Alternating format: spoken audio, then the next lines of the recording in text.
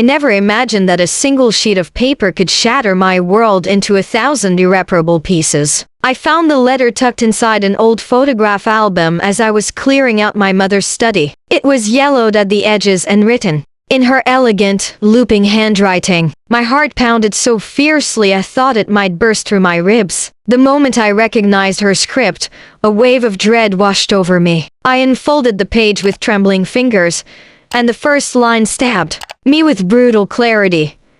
I just needed them once. The words felt like ice spreading through my veins. My breath caught and I dropped the letter onto the desk, but gravity refused to release its hold. I stared at the words, trying to will them into a different meaning, but they refused to be anything other than a confession of need and abandonment. I sat there for what felt like hours, the room growing dim around me, haunted by the sound of my own heartbeat.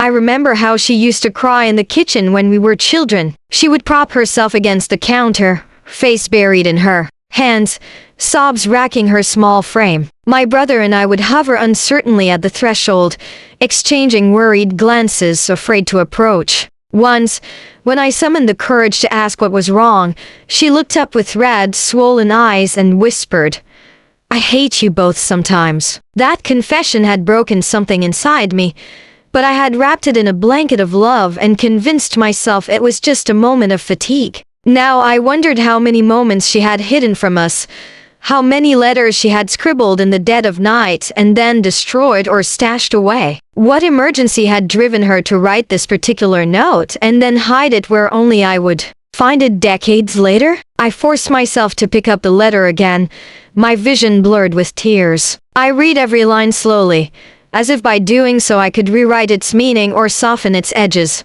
She wrote about feeling suffocated by our demands, about a night when she needed comfort more than anything and no one was there for her. She described standing by the window in the darkness, wishing for someone to hold her, to tell her that she was not alone. She begged for forgiveness for the harsh words she sometimes spoke, for the nights she spent away from home under the pretense of errands. The most painful admission came at the end.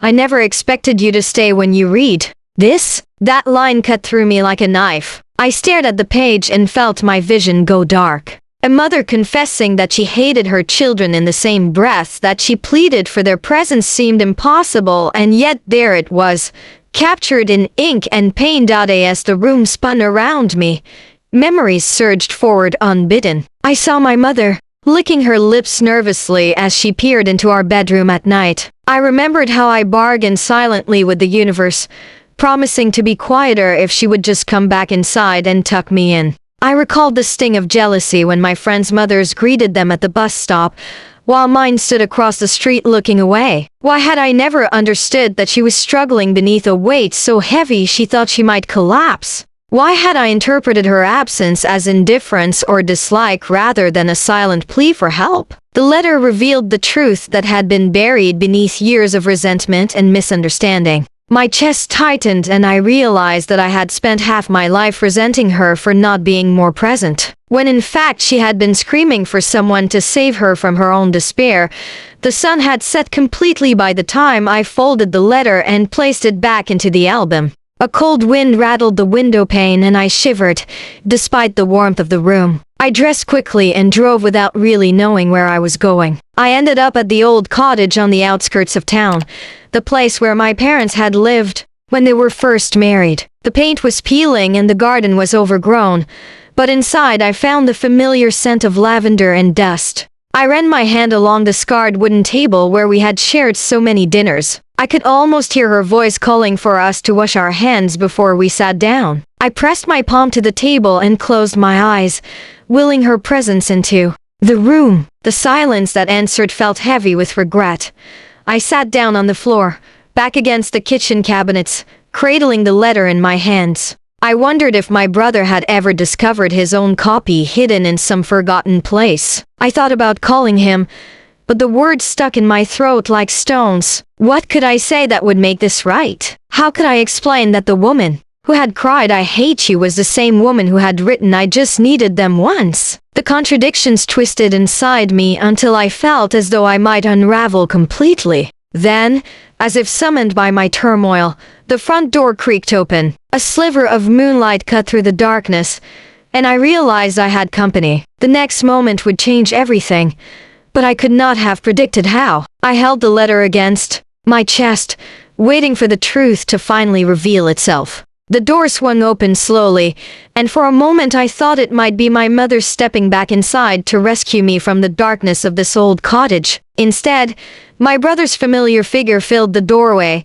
his face pale and drawn under the sliver of moonlight. He held a crumpled envelope in his hand, identical to the one I clutched against my chest. Our eyes met, and I felt the years of distance between us collapse in an instant. Without a word, he crossed the threshold and sat down beside me on the cold wooden floor. The silence stretched taut like a bowstring, loaded with all the questions neither of us had dared to ask. I stared at him, heart pounding, as if waiting for him to vanish like a ghost. Finally he cleared his throat and whispered, "I found this too."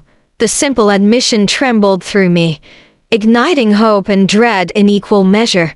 We sat side by side, shoulder to shoulder, the photograph album resting between us on the floorboards. I handed him my letter without speaking, and he did the same. When we unfolded our respective pages, the lines matched perfectly every sorrowful confession, every cry for help, mirrored in his trembling script. As I read his words once more, I realized she must have written 2 copies, one for each of us, and then hidden them in places only we would find.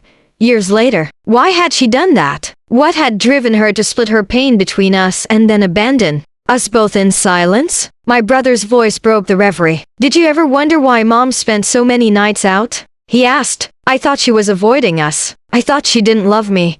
His words struck me like a physical blow. I shook my head and swallowed hard. "I thought she hated us," I admitted, as the words echoed between us. The confession felt like a betrayal. All my resentments, every angry memory of her absence came rushing back. I remembered lying awake in our twin bedroom, listening to the empty house sigh around me, convinced she had chosen freedom over family. My brother wrapped his arms around his knees and stared at the yellowed paper. "She wrote that she hated us sometimes," he said softly, "but she also said she needed us." His tone held both confusion and compassion, as if he were trying to comfort the very mother who had crushed him with her grief. I realized then that our shared pain had made us strangers, but it was also the only thing that could bring us together. Now, we rose from the floor, letters in hand, and made our way through the overgrown garden under a sky thick with stars. The air was cold, and dew clung to the long grass, soaking into the soles of our shoes. We stopped by the old oak tree, the one she used to say granted wishes if you wrapped your arms around its trunk and closed your eyes. My brother pressed the letters to his heart and closed his eyes, as if invoking her spirit. I followed suit. In the hush of that moment, I felt the weight of her sorrow again, a tangible thing that pressed down on my shoulders. I wondered whether she had ever stood here gazing at the sky, wishing for us to understand her pain and stay by her side. I realized that these letters were not only pleas for comfort, but also desperate attempts to explain a mother's conflicted heart to the children she feared she had broken. The wind rustled the oak's leaves, and I shivered. "We need to find her," I said, voice low but resolute. My brother nodded, folding his letter and slipping it into his jacket pocket. "I'm scared," he whispered, as much to himself as to me. I placed a hand on his shoulder. "Me too," I admitted. "But she deserves to know that we never stopped loving her."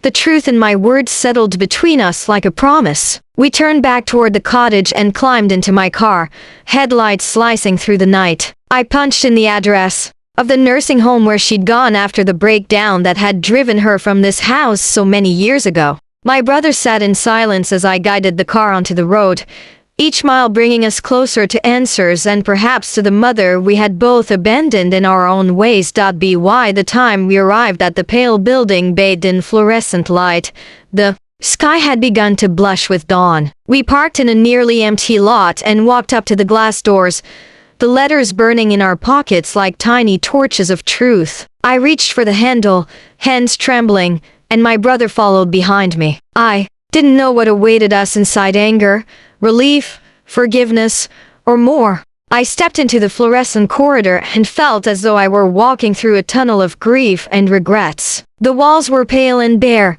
the air carrying the faint scent of antiseptic and flowers from a distant window. My brother trailed behind me, his hand resting on the small of my back. We approached a nurse's station, and I felt my heart hammering against my ribs as if desperate to escape. The nurse looked up from her paperwork, eyebrows lifting as she recognized me. I swallowed hard and said, "I'm here to see my mother, Marian Carter." The nurse's expression softened into a nod, and she pointed down the corridor, adding quietly, "She's expecting you." We walked side by side, the corridor stretching out before us like a bridge between past and present. Every step echoed with memories of our mother's laughter and tears, her strength and vulnerability. I could almost hear her voice calling me home. When we reached her room, I hesitated at the door, hand poised to knock. My brother squeezed my shoulder and whispered, "Let's go in together." Together, we pushed the door open and stepped inside. Mom sat in a cushioned chair by the window, wrapped in a soft blanket. Her hair was streaked with silver, and her eyes, once sharp and vibrant, now flickered with exhaustion but also recognition. When she saw us, her face flooded with emotion. She let out a shaky breath and reached for her cane before standing unsteadily. I moved to help her, taking her hand, and she leaned on me as if I were the anchor she had missed for so many years. My brother came around and embraced her from the other side. I felt her body tremble against us, like a fragile bird finding shelter after a long journey. Mom's eyes closed, and a single tear rolled down her cheek. She whispered, "You came." My voice caught in my throat as I said, "We found your letters." Her lips parted in surprise, and she pulled back enough to look at us, confusion and relief mingling in her gaze. I held up the letter I still carried, its paper crisp despite its age. "We know you needed us," I said softly. Her hand flew to her mouth, and she nodded, tears spilling freely now. "I was so lost," she said, voice trembling. I didn't know how to ask for help without feeling like a failure. I knelt beside her chair and placed the letter on her lap, smoothing it out so she could see the words she had written. The room was still except for the soft hum of the air conditioner and her labored breathing. I asked, "Why did you write those letters and hide them where we'd find them years later?" Mom's gaze dropped to the paper as if seeing it for the first time. Her fingers traced the inked words, trembling. She took a deep breath and said, "I was scared you'd see how weak I felt. I wanted you to have proof of everything I was going through, but I couldn't face the idea of showing you my pain directly. So I wrote the letters, hoping one day you'd understand. I never expected you to open them in my absence." My brother leaned forward, voice gentle. "We misunderstood you," he said. "We thought you hated us because you stayed away. We blamed you for our loneliness." Mom looked between us, regret shadowing her face. "I hated myself," she confessed. "I hated that I couldn't be the mother you deserved. I hated that I needed help but felt too ashamed to ask." She paused, tears flowing freely now. "I wrote that I hated you out of fear that if I admitted my love, I'd be begging for something I couldn't give." I felt my chest tighten, the years of resentment dissolving into understanding. My brother reached out and took her hand. "We love you," he said firmly. "We stayed away because we didn't know how to help you." Mom nodded, her gaze softening with gratitude and sorrow. We spent the next hour talking, the three of us seated in a circle of broken bridges mended by truth. She told us about the nights she spent wandering the neighborhood in tears, the panic she felt when she thought she might hurt herself. She spoke of the shame that kept her silent, of the guilt that made her push us away so she wouldn't have to disappoint us. We listened without judgment, offering words of forgiveness and love. In her weakened voice I heard the strength she had carried alone for decades. In her tears, I saw the mother who had given everything she had, even when it seemed like nothing. When the afternoon sunlight shifted through the window, casting golden patterns on the floor, I realized that something fundamental had changed. The letters lay between us, their confessions no longer weapons but bridges. Mom reached out and took mine, smoothing the creases. "Thank you," she said, voice cracking. "Thank you for coming back to me." I smiled through my tears and said, "Thank you for telling the truth." My brother echoed the sentiment, And in that moment I knew we were no longer strangers burdened by unspoken grief. We were a family, wounded but determined to heal together. Before we left the nursing home, we promised to visit regularly, to be present in her life and let her be present in ours. We vowed to speak honestly, to share our vulnerabilities and to ask for help when we needed it. As we walked out into the warm afternoon, I looked at my brother and felt a surge of hope. The weight of the letters had lifted, replaced by a promise of renewal. I hugged him tightly and whispered, "We did the right thing." He nodded, his eyes bright with relief. Together we walked to the car, the letters safely tucked away, and I knew that the story of our pain had become the story of our redemption.